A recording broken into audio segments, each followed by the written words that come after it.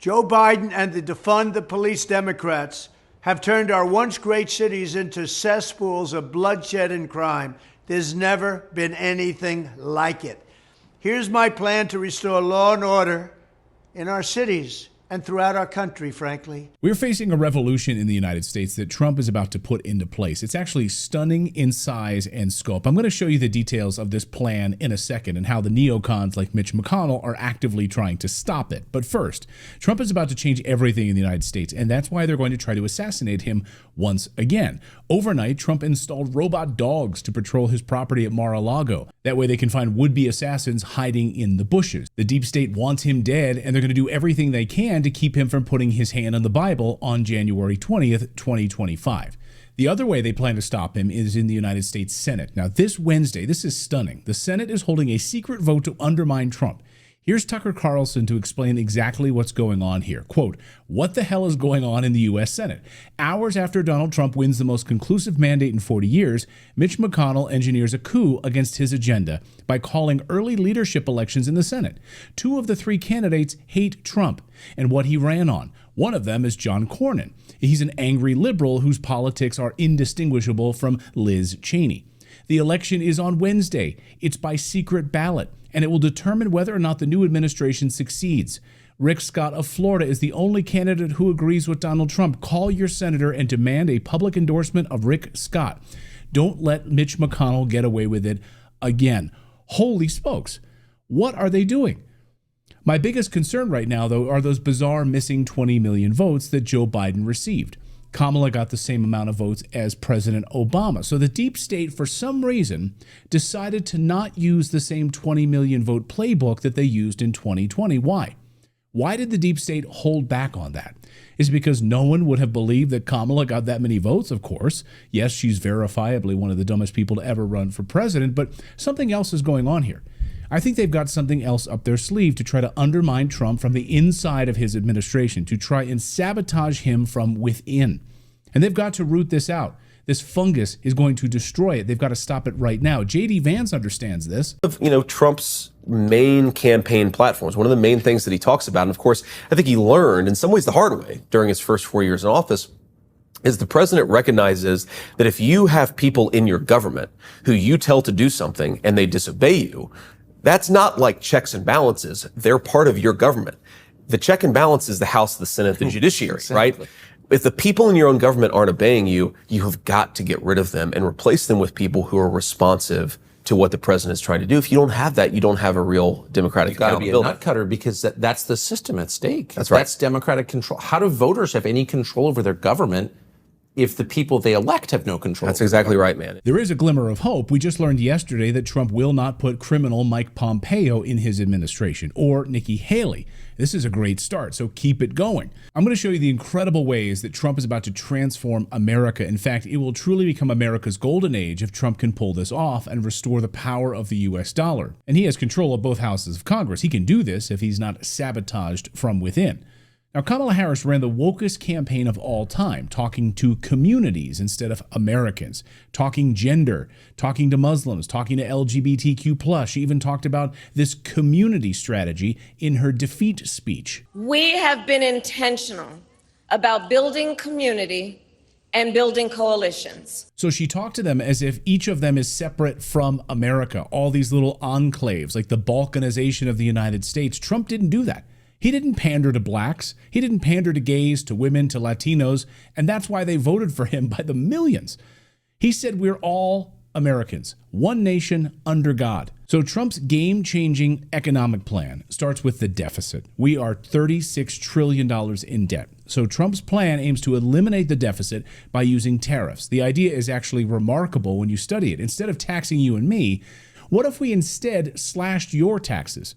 If you make less than $100,000, Trump would love to slash your taxes to zero. How could he get away with that? Tariffs. That's how. The U.S. has the biggest, most attractive marketplace and economy in the world, and tariffs are like charging an entrance fee to sell your stuff here. To be a part of this marketplace, you have to pay a fee to join, but there's an alternative. You can either pay them, or you can build inside of America and hire Americans at your Volkswagen factory. So with this move, you'll have companies moving into the Rust Belt of America, areas that were left behind under President Obama. And then you'll see American consumers having enormous amounts of disposable income by having their taxes eliminated. Game changer. The next way that Trump is about to revolutionize America is through his new government efficiency department that Elon Musk will join. This is where I'm most excited, because the idea will be to use AI and other programs to see exactly what programs are not working, which are wasteful, etc. It's also going to study workers to see if all of these workers are doing anything at all. This is expected to cut about $1 trillion a year. $1 trillion a year. Keep cutting. I love it. And then on the other side is the generating of the wealth, creating what's being called the Wealth Fund, headed up by billionaire Howard Lutnick. Now, the government will invest in businesses that are growing America, housing, infrastructure, etc. That's expected to bring in $1 trillion a year in revenue. So you've got them cutting $1 trillion and then bringing $1 trillion in. You see how this works? You definitely want more of this than you do this. Right now, under Biden, we have $4 trillion coming in through taxes and other things, and $6 trillion going out in spending. That's why the United States dollar is collapsing. The debt is off the charts. So there are two other big pieces of this plan. The first is getting rid of illegal immigrants in the United States. Now, the mass deportations of illegals who are taking away your jobs and city resources are about to be put on notice. That's why tens of thousands of illegals took to the streets in New York City this weekend saying, we're not going anywhere. We're not leaving. Oh, yeah? So when ICE comes knocking on your door, it's game over. Sorry, bye-bye. You're out of here. Trump's plan is to use the U.S. military, National Guard, ICE, and Customs and Border Protection to round them up and get them the hell out of here. I will not hesitate to send in federal assets, including the National Guard, until safety is restored. The other plan by Trump's team is on foreign policy, to partner with countries instead of trying to be enemies with them. Like partnering with China to invest in Africa. Instead of fighting over Africa, it's massive. There's plenty for everyone to do and invest in Africa, which is by the future, by the way, in Africa. So we say to China, there's enough to go around. What if we invest together in Africa? You do the ports, we build the rail system, we cooperate together. And then we won't tell you how to run your country and your culture. Already this week, Trump was asked if he supported regime change in Iran. Trump said no. He said the people of Iran should and will pick their own leaders. We're not getting involved in other countries anymore. We've learned our lesson in Iraq, Afghanistan, Libya, Ukraine, and more. They all failed. It's not our business. He's also going to celebrate America for its 250th birthday party coming up in 2026 by inviting other countries to come to the United States, almost like a massive world fair, but an American fair. Come here and invest. See what the country has to offer. It will celebrate each state in the union. It also teaches students in public schools all about the beauty and the history of their state. So if you're in Pennsylvania, you're going to learn about William Penn and Benjamin Franklin and all of that. And you go to other states, you're going to learn the history of your state. It's really about celebrating America. Imagine that. What a novel concept. Instead of crapping on America, we're going to start to celebrate America. Oh, and one more thing. Trump is seriously considering a plan to end the Fed. This is Ron Paul's dream. End the Fed. Return us to a gold standard for the U.S. dollar. Can you imagine if this happens? This is a game changer in progress right now in front of us, folks, as we speak.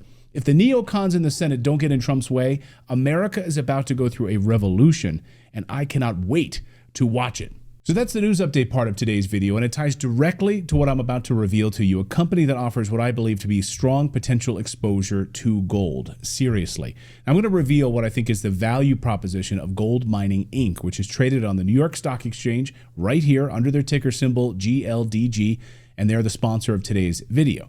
Now, Gold Mining Inc. is trading for 86 cents right now as of this recording, which is near its 5-year low. And this is a very important part of the reason why I'm showcasing this right now. Think about it.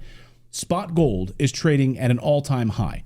Gold stocks, ETFs like the GDXJ and the GDXU are trading at 52-week highs right now. Yet Gold Mining Inc. is still near its 5-year low. As I've said before, I don't think that there's ever been a better moment to build a position in gold companies than in November of 2024. It's indisputable. Gold spot price right now is at $2,684 an ounce. And as I record this, over 40% above the 2011 all-time high. And yet, the GDXJ index is down 66% compared with its peak from 2011. So how in the world can this be? Like, it doesn't make sense. As you know, Bank of America predicts gold could hit $3,000 an ounce by the end of 2025. So let's talk about gold mining's near-term catalysts, okay? The company owns 80% of an Alaskan gold exploration and development company, U.S. Gold Mining Incorporated, and its position that is currently worth around $80 million US dollars based on the closing price of gold mining stock on November 8th, 2024. So that company is in the middle of a drill program right now. The company also owns $30 million position in Gold Royalty Company, which is based on the closing price of Gold Royalty stock on November 8th of 2024, one of the fastest growing gold royalty companies in the natural resource sector. And then also, Gold Mining Inc. owns 75% of a uranium project that gets almost zero attention, even though the founder of the company and its present co-chairman is Mr. Amir Adnani, who's the founder of Uranium Energy Corporation, a multi-billion-dollar uranium company. Think about that for a second. The project is located in the Athabasca Basin in Alberta, Canada, one of the best uranium areas on the globe. And it's also co-owned with French uranium giant Orano. Now, the value proposition is as follows. GLDG's market cap, $175 million. The current market value of ownership stake of USGO, $95 million. The current market value ownership stake of GROY, the royalty company, is $35 million. So you've got the enterprise value. The math looks like this. 175 minus 95 minus 35 equals $55 million, the enterprise value. When the company originally acquired their dozen gold projects, the peak combined market caps of the companies that held them was approximately $850 million Canadian, which that was during the period of 2010 to 2012. So that was much closer to par with the US dollar than it is today. Now, past performance may not be indicative of future performance, and these are just small windows, of course, when GLDG appreciated. I think it shows, though, that Gold Mining Incorporated has previously performed well at times when we were in a rising gold price environment. So the peak market cap of the companies they acquired, $850 million back in 2010 to 2012. The current market cap of Gold Mining Inc. is $175 million right now in 2024.